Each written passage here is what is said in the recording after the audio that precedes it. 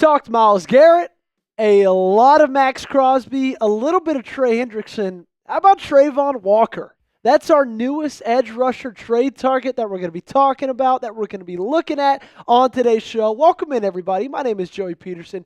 You're watching the Packers Report, and this trade rumor surfaced from Sleeper Jaguars' Twitter account. They said the Jaguars open offers for former number one pick Trayvon Walker per Draft Campbell. That is Charlie Campbell. He's got around 20,000 Twitter followers. Just because you cover the NFL, just because you have a lot of Twitter followers, doesn't always mean your rumors are true. But let's act like it is, and let's talk about if the Green Bay Packers could be willing to give up a first-round selection for the former number one overall pick. Before we get into any of the content, any of my breakdown, make sure that you guys like today's video, okay? We broke the March like record just a few days ago on March 17th. Can we do it again today by getting 250 likes? The record's 218. I need you guys to help me out, and if you have not already, go ahead, hit that thumbs up button. Let's talk Trayvon Walker, shall we? He was the number one overall pick out of Georgia in 2022, and if you can remember that draft season, he was a name that came late, and he shot up draft boards after he tested at the Combine. He's coming off of back-to-back double-digit sack seasons, and he ranked 47th out of 119 edge rushers when it came to the 2024 PFF ranking. So the question of today, the question of the episode is, should Green Bay trade for Trayvon Walker? And when you ask that question and you put it that way, I think there's a simple answer, and it's yes. Because I think he's a player that can help this team automatically, but I also don't think you'd have to give up a crazy amount for him. Okay, it would be looking around, a first-round pick. That's what you give up, and then you get Trayvon Walker, possibly a second-round pick in this year's draft as well. Okay, so you get an edge rusher that could change the trajectory of your defense, and you just got to give up that first-round pick at number 23 to do it. And I want to throw us back a couple of years from when Khalil Mack was traded from the Raiders to the Bears, okay? The Bears gave up a first-round, a sixth-round, and a third-round pick to get Khalil Mack, a second-rounder, and a seventh. So in my opinion, that's two first-round picks. In my opinion, I know Trayvon Walker hasn't exactly flashed onto the scene as much as Khalil Mack did in his first 4 seasons before he got traded, but you're still looking at getting a guy who's incredibly young, and like we talked about already, he's coming off of back-to-back double-digit sack seasons on a defensive line in Jacksonville that they don't have to, offensive lines don't have to avert their attention much elsewhere than Trayvon Walker. So let's talk about the trade again, okay? I'm going to flash it up from you guys. You guys let me know, what would you do? Would you accept this trade? If you would, go ahead and give me an A for accept in the comment section. And if you wouldn't, go ahead and give me a D for decline. This will be the pinned comment on today's episode. YouTube is about to throw an ad break at your way when that time comes. Scroll down the comment section, find this pinned comment, and give me an A or a D. I do this, no question about it, okay? I know that you want to use that first-round draft pick to possibly fill some holes in the cornerback position, maybe a little bit more, in the wide receiver position as well. But you also have to remember, edge rusher is a big question mark on this team. It was a big question mark on this team last year, and you could fill it with a guy who is already performing at the professional level, okay? And if you look at what he did in 2024, let's look at some of the more nerdy stats, okay? He had 508 pass rush snaps, 60 quarterback pressures. His average time to pressure was 3.12 seconds, and he caused 16 quick quarterback pressures. All of those numbers would be leading when looking and compared to the Green Bay Packers edge rushers. Let's give you a little broader scope of how his career has gone through the last 3 years, right? He's improved every single year in every single statistic, okay? Year over year, he's gotten more tackles for loss, more sacks, and more forced fumbles. However, for now, this does feel like a long shot dream. Not that they are going to trade him away, but that Green Bay is going to be the team that is in discussions and is going to be the team that lands him. Okay, we all know how this front office works. We all know how Goody works. We all know that this is a team that very much sits on their hands through the entirety of free agency and builds through drafting and developing, which isn't a bad thing.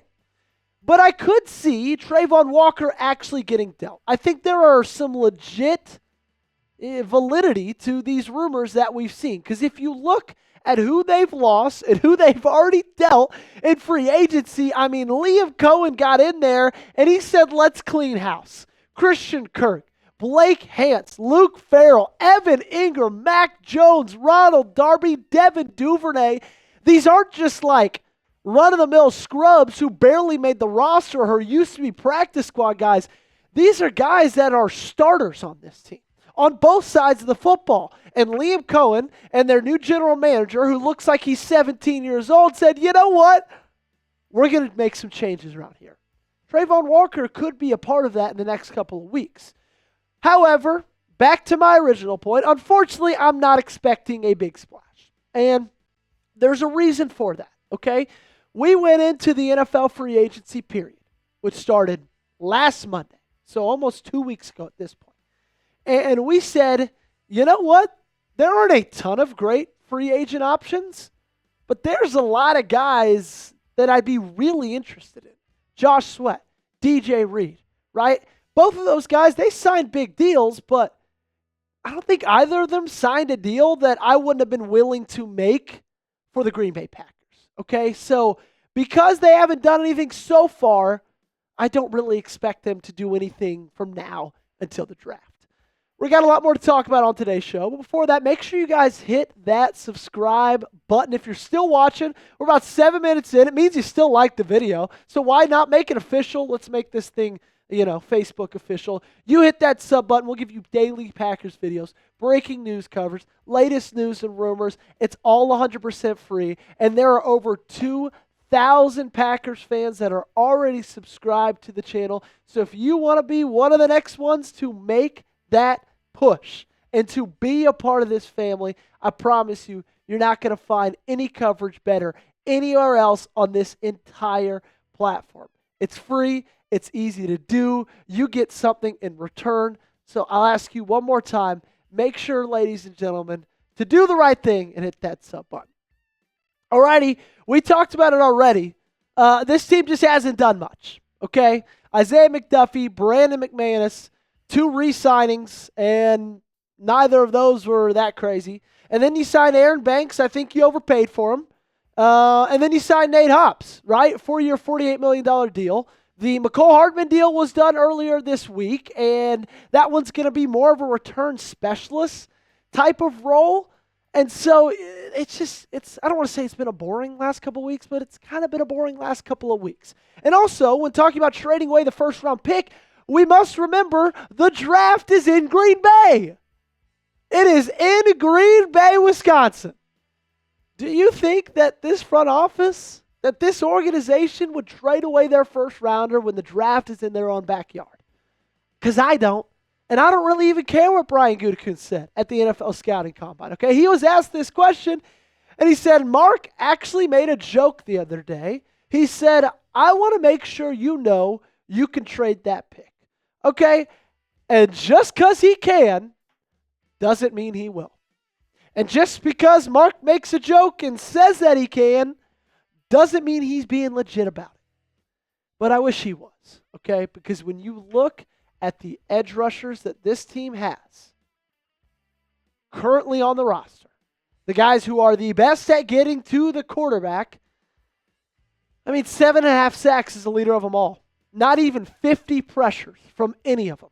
Devontae Wyatt, Kingsley, and Ibari combining for less than 50 pressures. And I think the thing about Trayvon is he fits this scheme and this team perfectly.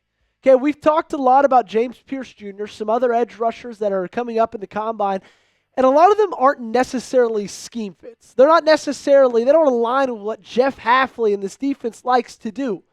Trayvon is perfectly aligned, okay, with his size, with his height, weight, the way he plays, his ability to power rush. Like, it's all perfect. And so if I'm Goody, I'm making this move and not thinking twice about it. What say you, though? Should the Packers trade for Walker? I want to hear your answer. If you think that they should, go ahead, give me a T in the comment section. And if you don't think so, go ahead, give me a P for pass. As always, thanks so much for watching, ladies and gentlemen. Hope you guys have been enjoying the weekend. We got a lot of great stuff for you guys playing over the next couple days. Make sure you lock us in by hitting that sub button.